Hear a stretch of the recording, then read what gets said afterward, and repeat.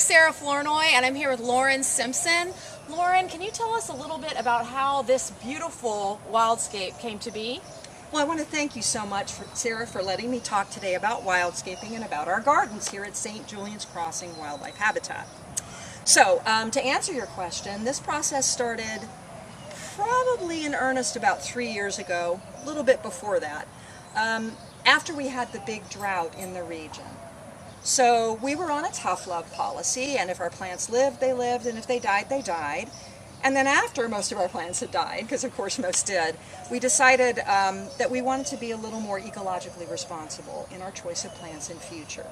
So we decided to put in drought-tolerant plants, and also to really try and focus on nectar sources for, at the time, butterflies, which we thought were pretty and we wanted to support.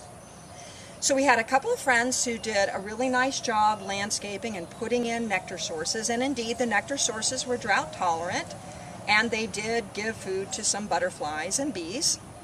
But of course, they were not native primarily. In fact, I think only maybe one or two of the many plants we had were native either to Texas or to our ecoregion here. So it was a learning process, Sarah. Over time, I got involved with the Oak Forest community of gardeners here in our neighborhood. I also got active with the Native Plant Society of Texas. I met people like Doris Hurd and yourself from Audubon Society and from other local groups, and realized that it's not just having nectar, it's having the right kind of nectar. And not just nectar, but pollen. And not just that, but the kind of leaves that insects need to thrive. And so that meant focusing more on native plants. So I would say now, and again, this happens over time slowly, we're probably about 80+% Texas plants in our wildscape. However, it's still a learning process, and I am now learning that a lot of those plants are not native to our little region of Texas, our ecoregion. And so as things naturally die out and there becomes space, or as we expand our gardens, we're starting to focus on those Texas plants that are native to our ecoregion here, because those are the most supportive of all kinds of wildlife, insects, birds, reptiles, and so forth. Anyway, that's how our gardens came about.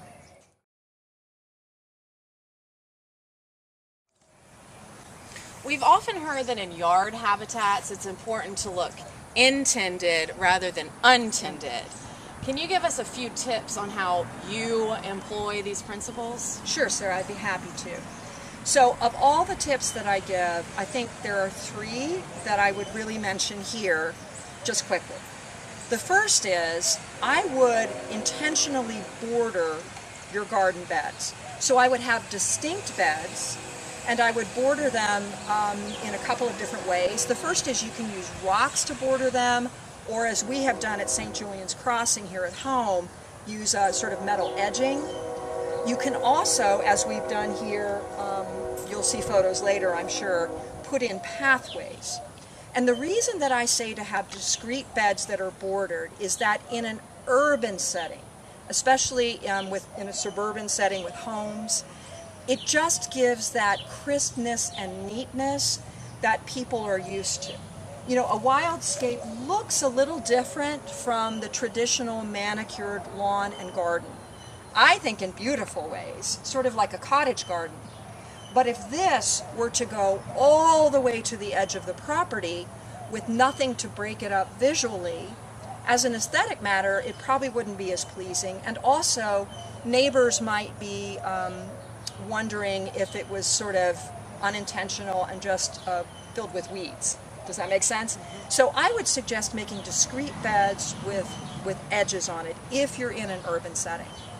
The second tip that I would give is that I would plant in clusters or groups of color and flower.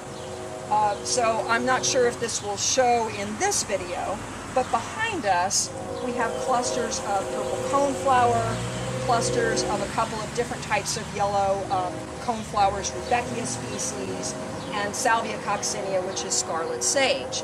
There are a couple of reasons to do this. An aesthetic reason is that it makes it look like you planned out your garden a little more. So the eye is not distracted by a bunch of things jumbled together. Great in a prairie setting, but in an urban area with neighbors around, it makes it look like you planned it out. So that's the first reason, is an aesthetic and be a good neighbor kind of reason.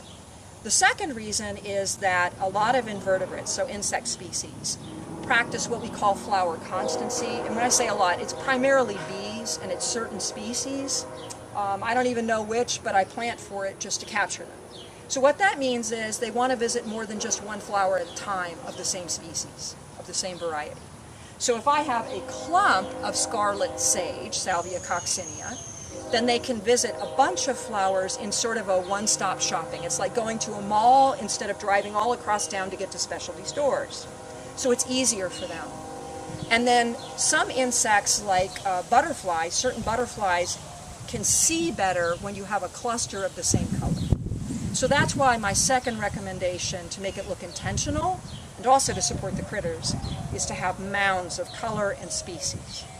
The third recommendation I have, and you'll see it I think in some of the still photos, is to put up signage of some kind if your deed restrictions allow it. You must read those deed restrictions. Mine do.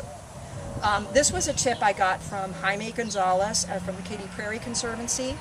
So what we've done as we've gotten our certifications as a certified butterfly habit with North American Butterfly Association, a certified wildlife habitat with National Wildlife Federation, and a monarch way station with Monarch Watch, is that we have gone ahead and gotten the metal plaques for them, and we mount them on a small sign. It's about the size of a realtor sign, and we put that on a couple of stilts in our front yard, along with a little flip case that has flyers in it for people to take. And the flyers describe what wildscaping is, how it can be done at home, and then on the back it has a list of resources, so like the Audubon Society, Native Plants Society, Native Bee Allies, Texas Pollinator Powwow, and things like that. So what Mr. Gonzalez said was, whatever you do, make it look intentional, and having a sign really makes it look intentional. And of course, once you educate people about what's going on, they get really excited about it. And so I've had complete strangers message me on my Facebook educational community because they found our flyer, they saw the kinds of wildlife it was supporting, and they wanted advice on how to do it themselves. And that's what it's all about, is communicating to people.